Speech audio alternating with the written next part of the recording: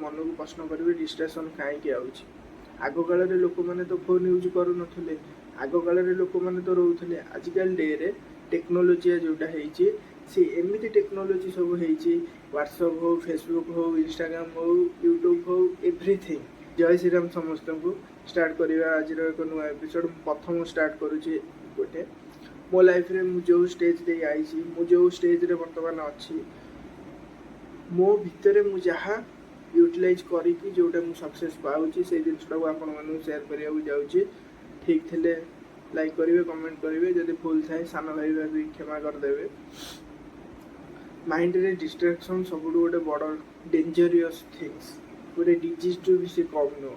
ତୁମ ସଫଳତାକୁ ସେ ଚାପୁଡ଼ିକି ଅଟକେଇ ଦେବ, ତୁମ ସଫଳତା ସେ ଦେଇପାରିବନି। ଗୋଟାଏ ଜିନିଷ ସେ ହେଉଛି ଡିଷ୍ଟ୍ରାକ୍ସନ୍। ତୁମ ମାଇଣ୍ଡକୁ କେମିତି ତୁମେ ଡିଷ୍ଟ୍ରାକ୍ସନ୍ରୁ ହଟେଇବ ଆଉ ଗୋଟେ ଭଲ ଜବ୍ କରିବ, ଗୋଟେ ଭଲ ଓନ୍ଲି ଦେଖ, ତୁମେ ଆଜି ଭଲ ମାର୍କ ରଖିଲନି, ତୁମ ବାପା ମାଆ କହିବେ ତା ପୁଅ ଏତେ ମାର୍କ ରଖିଲା, ତୁ କାହିଁକି ରଖିପାରିଲୁନୁ। ତୁମ ମାଇଣ୍ଡକୁ ପ୍ରଶ୍ନ ଆସିବ ମୁଁ ପଢ଼ିଛି ମୋର ହେଲାନି। ସେଇଟା ନୁହଁ। ଦେଖ, ତୁମ ମାଇଣ୍ଡକୁ ଡିଷ୍ଟ୍ରାକ୍ସନ୍, ମୋ ମାଇଣ୍ଡକୁ ଡିଷ୍ଟ୍ରାକ୍ସନ୍ ଆସେ। ମୁଁ ବହୁତ ଥର ଡିଷ୍ଟ୍ରାକ୍ସନ୍ର ସଫର ହେଇଛି ହେଲା। ଗୋଟେ ଛୋଟ ଉପାୟ, ଆପଣମାନେ ନିଜ ମନକୁ ପ୍ରଶ୍ନ କରିବେ ଡିଷ୍ଟ୍ରାକ୍ସନ୍ କାହିଁକି ଆଉଛି। ଆଗକାଳରେ ଲୋକମାନେ ତ ଫୋନ୍ ୟୁଜ୍ କରୁନଥିଲେ, ଆଗକାଳରେ ଲୋକମାନେ ତ ରହୁଥିଲେ। ଆଜିକାଲି ଡେରେ ଟେକ୍ନୋଲୋଜି ଯେଉଁଟା ହେଇଛି ସେ ଏମିତି ଟେକ୍ନୋଲୋଜି ସବୁ ହେଇଛି, ହ୍ୱାଟ୍ସଆପ୍ ହଉ, ଫେସବୁକ୍ ହଉ, ଇନଷ୍ଟାଗ୍ରାମ୍ ହଉ, ୟୁଟ୍ୟୁବ୍ ହଉ, ଏଭ୍ରିଥିଙ୍ଗ ସବୁଥିରେ ଆମକୁ ସେ ଇନଭଲ୍ଭ କରିକି ରଖୁଛି। ଯାହାଫଳରେ କି ଆମେ ଟିକେ ପଢ଼ୁଥିବା, ଆମର ଗୋଟେ ମେସେଜ୍ ଆସିଗଲେ, କିଏ ମେସେଜ୍ କଲା, ଯାଇକି ନୋଟିଫିକେସନ୍ ଅନ୍ କରିକି ଦେଖୁଛେ ହେଲା। ଯାହାଫଳରେ କି ଆମ ମାଇଣ୍ଡଟା ସେଠିକି ଡାଇଭର୍ଟ ହେଇଗଲା। ଆମେ ହ୍ୱାଟ୍ସଆପ୍ ପାଇଁ ଯାଇଥିଲେ କିନ୍ତୁ ତା ଫଳକୁ ଇନଷ୍ଟାଗ୍ରାମ୍ ପଳେଇଲେ, ସେଠୁ ରିଲ୍ସ ଦେଖିଦେଲେ। ରିଲ୍ସ ଦେଖିକି ଆମର ଯେଉଁ ପଢ଼ାଟା ଘଣ୍ଟାକରେ ସରିଥାନ୍ତା ସିଏ 2 ଘଣ୍ଟା ହେଇଗଲା। ତାପରେ ଆଉ ଇଚ୍ଛା ହେବନି, ଥାଉ ପଢ଼ିବାନି। ଗୋଟାଏ ଛୋଟ ଟିପ୍ସ କହୁଛି ଯେଉଁଟା ମୁଁ ମୋ ନିଜ ଲାଇଫ୍ରେ ୟୁଟିଲାଇଜ୍ କରିଛି। ଥରେ ୟୁଟିଲାଇଜ୍ କରିବ, ଯଦି ତୁମ ଲାଇଫ୍ରେ ପରିବର୍ତ୍ତନ ହେଲା ତ ଆସି କମେଣ୍ଟରେ କହିବ, ନହେଲେ ଭିଡ଼ିଓଟାକୁ ସ୍କିପ୍ କରିଦେବ, ଦେଖିବନି। ଗୋଟାଏ ଟିପ୍ସ, ଛୋଟିଆ ଟିପ୍ସ ଦେବି।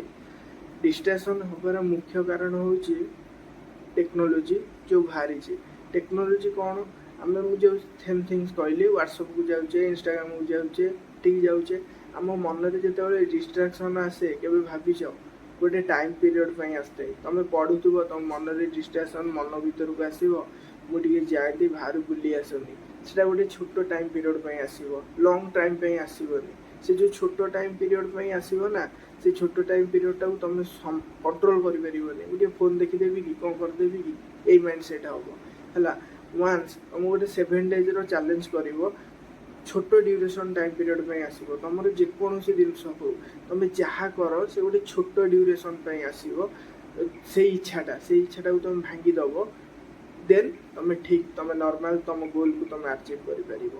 ସେଇ ଇଚ୍ଛା କେମିତି ଭାଙ୍ଗିବ ନା, ତୁମେ ଡେଲି ତୁମର ଯେଉଁ ଟାଇମ୍ରେ ତୁମେ ଯେଉଁଥିପାଇଁ ଫୋକସ୍ କରୁଛ, ଯେଉଁ କାମରେ କରୁଛ, ତୁମ ମାଇଣ୍ଡ ଡିଷ୍ଟ୍ରାକ୍ଟ ହେଉଛି, ସେଇ ଟାଇମ୍ ପାଇଁ। ଧର ଆଜି ମୁଁ ପଢ଼ିଲା ବେଳେ ମୁଁ ଫୋନ୍ ଦେଖିବାକୁ ମୋର ଇଚ୍ଛା ହେଲା, ମୁଁ 2 ମିନିଟ୍ ଯାଏଁ ୱେଟ୍ କରିବି, ଛାଡ଼ ଫୋନ୍ ଦେଖିଦେବି। ନେକ୍ସଟ ଡେ 2 ମିନିଟ୍ରୁ 4 ମିନିଟ୍ ୱେଟ୍ କରିବି, ଦେଖିଦେବି। ତା ପରଦିନ 7 ମିନିଟ୍ ୱେଟ୍ କରିବି, ତା ପରଦିନ 10 ମିନିଟ୍। ତୁମେ ଏମିତି ତା ପରଦିନ 15 ମିନିଟ୍ ୱେଟ୍ କଲାବେଳକୁ ତୁମର ଇଚ୍ଛା ହେବନି, ନାଇଁ ପଢ଼ିବି, ଦେଖିବିନି ହେଲା। ଥରେ କରିକି ଦେଖ। ମୋ ଲାଇଫ୍ରେ ମୁଁ କରିଛି, ଡିଷ୍ଟ୍ରାକ୍ସନ୍ରୁ ଦୂରେଇଛି। ମୁଁ ଯେତେବେଳେ ଯେଉଁ ଜିନିଷରେ କାମରେ ପଢ଼ୁଛି, ପଢ଼ାରେ ଓନ୍ଲି ଫୋକସ୍, ମୁଁ ଆଉ କୌଣସି ଜିନିଷ ମାଇଣ୍ଡକୁ ଆସିବନି। ଆଉ ଗୋଟେ କଥା, ସବୁବେଳେ ଯଦି ନିଜ ଲାଇଫ୍ରେ ତୁମେ କିଛି କରିବ, ନିଜ ଲାଇଫ୍ରେ କିଛି ଆଗକୁ ଯିବାକୁ ଚାହୁଁଛ, ମୁଁ ତ ଆଗକୁ ଯାଇନି, ସେତିକି ସକ୍ସେସ୍ ପାଇନି, କିନ୍ତୁ ମୁଁ ଗୋଟେ ଜିନିଷ ଜାଣିଛି, କେଉଁଠି ନା ହଉ, କେଉଁଠି ହଉ, ଶୁଣିଛି ବା ଦେଖିଛି, କାହାଠୁ ବି ଇଏ କରିଛି, ଗୋଟାଏ ଜିନିଷ ସେୟାର କରିବାକୁ ଚାହୁଁଛି।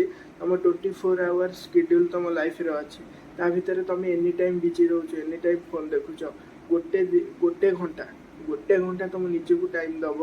ଗୋଟେ ଲୋନ୍ଲି ଜାଗାକୁ ଯିବ, ଯେଉଁଠି କେହି ନଥିବେ, ତୁମେ ଏକା ଥିବ, ନା ଫୋନ୍ ଥିବ ନା କିଛି ଥିବ। ତୁମ ନିଜ ସହିତ ତୁମେ କଥା କହିବ, ତୁମ ନିଜକୁ ପଚାରିବ ତୁ କ'ଣ କରିବୁ, ତୁ ଆଗକୁ କ'ଣ କରିବୁ। ତୁମ ଗୋଲ୍ ତୁମେ ପାଇଯିବ, ତୁମେ କ'ଣ କରିବାକୁ ଚାହୁଁଛ ବି ପାଇଯିବ, ତୁମେ ତୁମ ଲାଇଫ୍ର ସକ୍ସେସ୍କୁ ଧରିଯିବ ହେଲା। ଏତିକି କହୁଛି। ଯଦି ତୁମର ଏଇ ସାନ ଭାଇ କଥା ସେତିକି ଭଲ ଲାଗିଛି, ଏ କଥାରେ ଲାଇକ୍ କରିବ, ସେୟାର କରିବ, କମେଣ୍ଟ କରିବ। ଏମିତି ଛୋଟ ଛୋଟ କଥା ତୁମ ପାଖକୁ ନେଇ ଆସିବି। ରହୁଛି। ଜୟ ଶ୍ରୀରାମ।